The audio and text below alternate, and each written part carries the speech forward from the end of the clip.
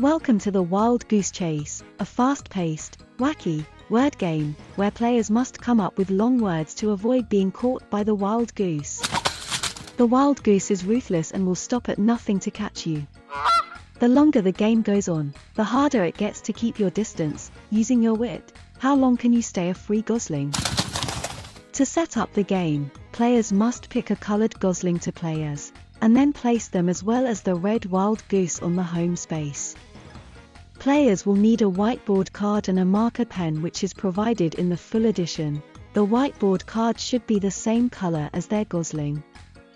In the light edition, players will need to use their own resources to write down answers. Then place the timer and the dice in the center of the board, give the deck a good shuffle and place it in the deck field. Lastly, pick a player to draw a card first.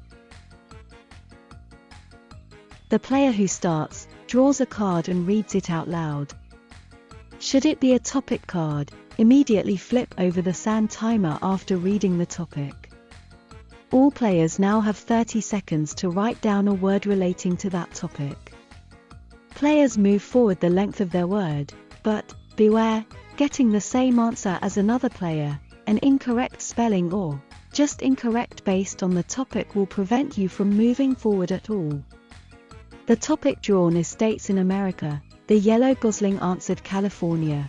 This is a 10-letter word, which means they move forward 10 spaces. Once all players have reached or passed the timer space on the board, the wild goose awakens. In the next round, from now on, once all players have moved from their answers, you must roll the die to determine how far the wild goose moves forward. If a player is ever caught by the wild goose, they get one more chance to stay in the game. They are turned into a ghost.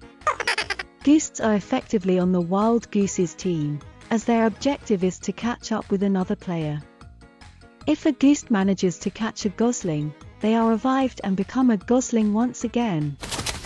Ghosts are unaffected by modifier card effects, as well as the penalty for having the same answer as other players. Modifier cards are amongst the main deck. They will alter the round in some way.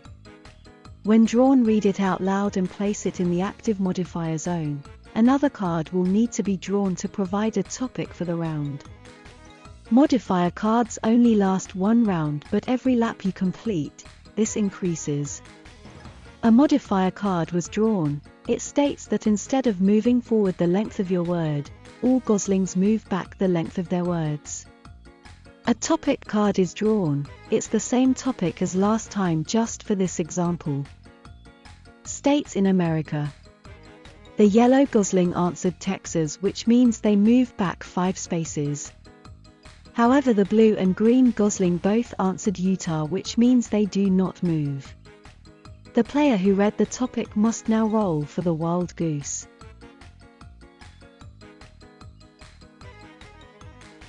The modifier and topic cards go to the discard pile. There are also special spaces on the board. Blue spaces are good for Goslings but bad for the wild goose. On the other hand, red spaces are bad for Goslings but good for the wild goose. If a Gosling lands on a blue space, they move forward 2 spaces, and if the wild goose lands on it, it moves back 1. If a Gosling lands on a red space, they move back 2, and if the wild goose lands on it, it moves forward 2 spaces.